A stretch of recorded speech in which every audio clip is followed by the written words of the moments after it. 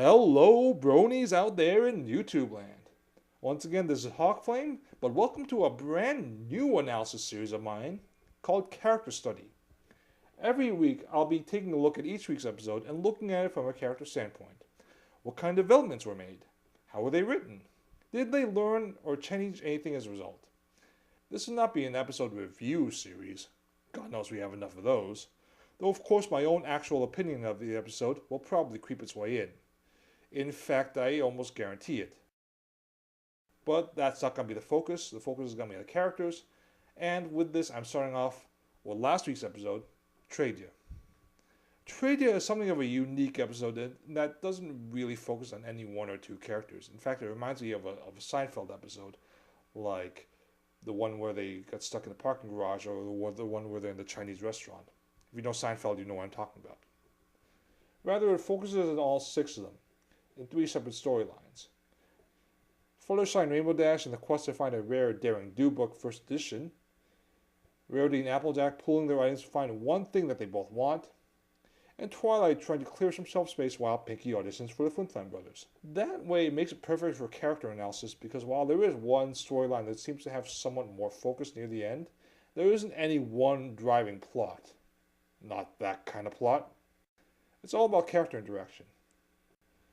The Dash-Fluttershy pairing pretty much plays out as you'd expect, with Fluttershy being very supportive and helpful to a fault, to the point where she completely supplements her own desires in order to help Rainbow Dash get her book through one crazy improbable trade after another. Dash, of course, is her usual outgoing, overexcited, in-your-face self, the perfect counterbalance to Fluttershy. But I think there was a problem when the episode took her overexcitedness a little too far. And that's when she basically sells her friend into indentured servitude in exchange for a book. Yes, that's exactly what she did, and I can't believe I'm talking about indentured servitude in an MLP video. Yeah, I know that Dash is impulsive and overeager, and that she did regret it 5 seconds later, but that's a bridge too far, even for her. Element of loyalty, people. And now we come to my two favorite of the main six, Applejack and Rarity. And yes, I like the pairing, but no, not in that way. Not that there's anything wrong with that way. But I gotta say that even though I love the two of them working off each other, I just wasn't digging the storyline. Or rather, I liked the storyline back when it was a full episode and called Look Before You Sleep. We're not finding anything new about their dynamic, and it all just seemed to be a very predictable retread. Give us something new already. I appreciate that they learned the value of compromise, but again, they already did that.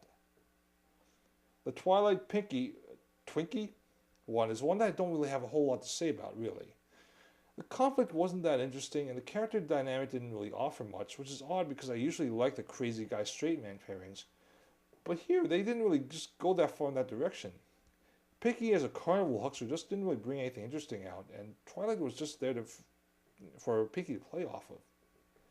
Frankly, this episode didn't really have too much to chew on from the character standpoint, which really is kind of a shame because it was ripe for potential, and that's what it all really depended on, is the characters.